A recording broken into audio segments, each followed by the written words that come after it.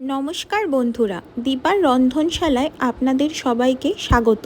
আজকে আমি দিওয়ালি স্পেশাল একটা মিষ্টির রেসিপি নিয়ে চলে এলাম। এই মিষ্টি বিস্কুটগুলো এক এক জায়গায় এক এক রকম নামে পরিচিত। গুজরাটে শক্করপারে আর মহারাষ্ট্রে শঙ্করপালি নামে পরিচিত। এছাড়াও তামিলনাড়ু, অন্ধ্রপ্রদেশেও এই মিষ্টি বিস্কুটগুলোর এক একটা নাম আছে। প্রথমেই আমি একটা পাত্রে জল দিয়ে জলের মধ্যে সামান্য একটু গুড় দিয়ে জলটা ফুটিয়ে নিয়েছি।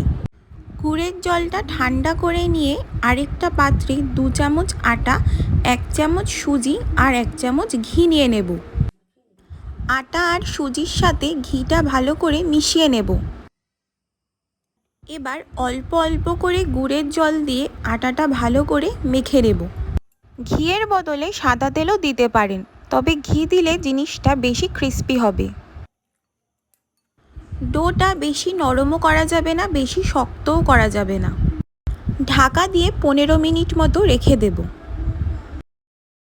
15 মিনিট পর দেখুন ডোটা কিন্তু আমার খুব একটা নরম হয়নি। এরপর ডোটা আমরা বেলে নেব।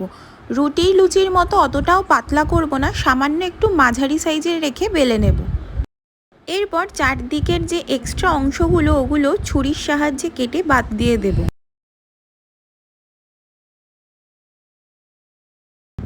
এক্সট্রা অংশগুলো এবার তুলে নেব। ছুরির সাহায্যে লম্বালম্বি করে কেটে কেটে স্কোয়ার শেপ দিয়ে দেব। আপনারা আপনাদের পছন্দ মতো শেপ দিতে পারেন।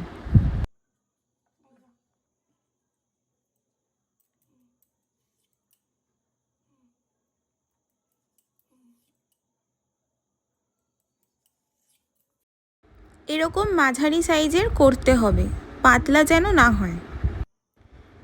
এরপর প্রতিটা টুকরো আমি তেলের মধ্যে দিয়ে দেব।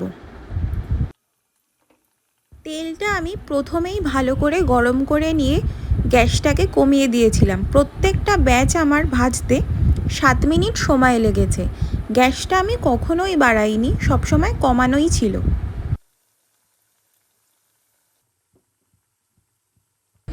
কালারটা যখন এরকম গোল্ডেন ব্রাউন হয়ে যাবে তখনই তুলে ফেলতে হবে।